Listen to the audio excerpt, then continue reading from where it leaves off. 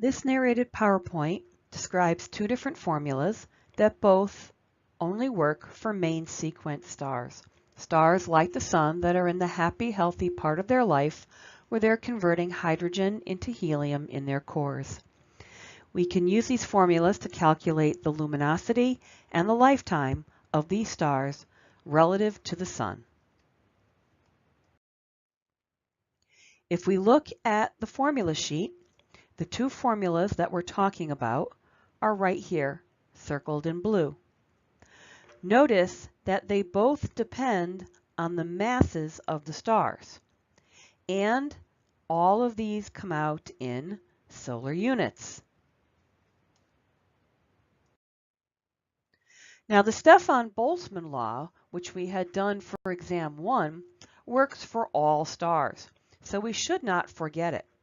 Remember that if you want to get the luminosity of a star relative to the Sun, you need to get the radius of the star relative to the Sun and the temperature of the star relative to the Sun to the fourth power.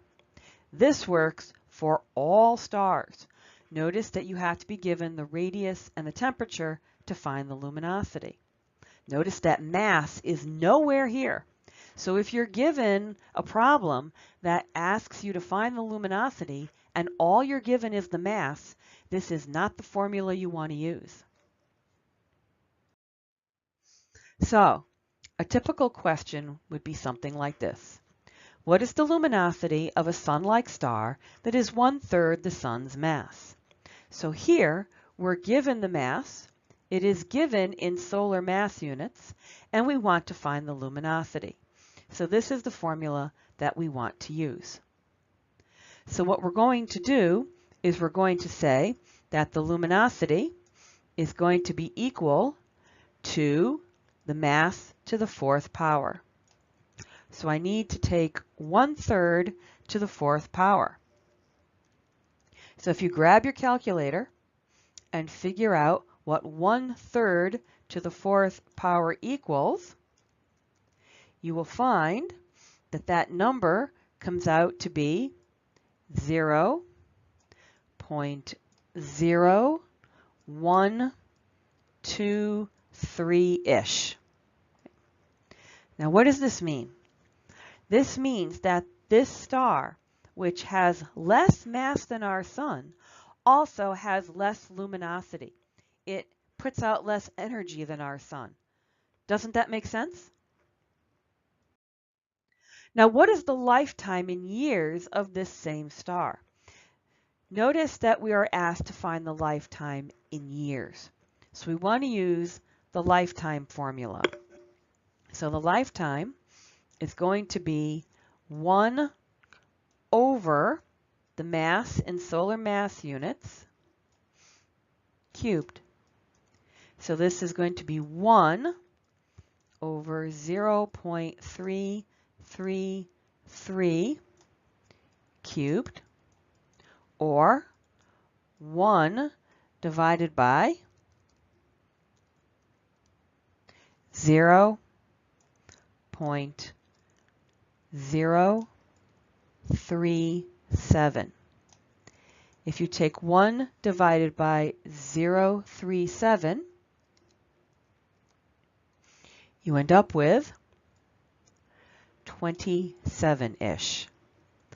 Now, if you can see how to do this with fewer steps, please go right ahead. I just wanted to do this out very long and methodically for people who have difficulty with it. But we're not done here. What we're saying is that this star, which has much less mass than our Sun, is very energy efficient. It's very frugal, and it's going to live 27 times longer than the Sun. But notice that the question specifically asks for the lifetime in years. So this is where you need to remember the lifetime of the Sun. What is the lifetime of the Sun? Remember that the lifetime of the Sun is approximately 10 billion years. So in order to get the total lifespan of this star in years, we have to take 10 billion years, multiply it by 27, and we get that this star is going to live for 270 billion years. That sounds like a pretty good deal to me. But what about a star that is more massive than our sun? So what is the luminosity of a star that's more massive than the sun? Before you plug it in, think about what kind of answer you expect to get. If it's more massive, don't we expect it to be brighter? So when we check our answer, if we don't get an answer that makes sense, make sure you go back and check your work. So the luminosity is going to be equal to the mass to the fourth power. So if we take 2.5 and raise it to the fourth power, you get approximately 39. So this star is 39 times brighter than our sun. Didn't we expect to find a number that was pretty big? I think we got it. But what about the lifetime? Let's think about this. In order to be brighter than the sun, the star has to be burning more energy, so it's probably not going to live as long.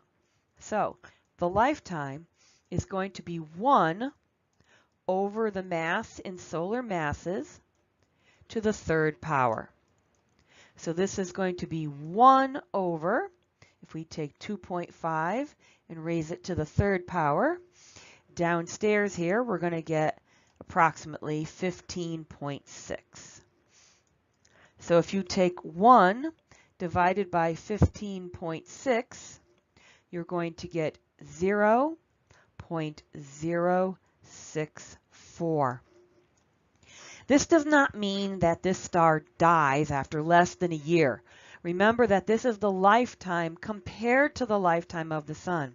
So we now have to take this value and we have to multiply it by 10 billion years. So if we multiply that by 10 billion years, we find out that the lifespan of this star is less than 1 billion years. It is 0.64 billion years. That's actually not very long at all.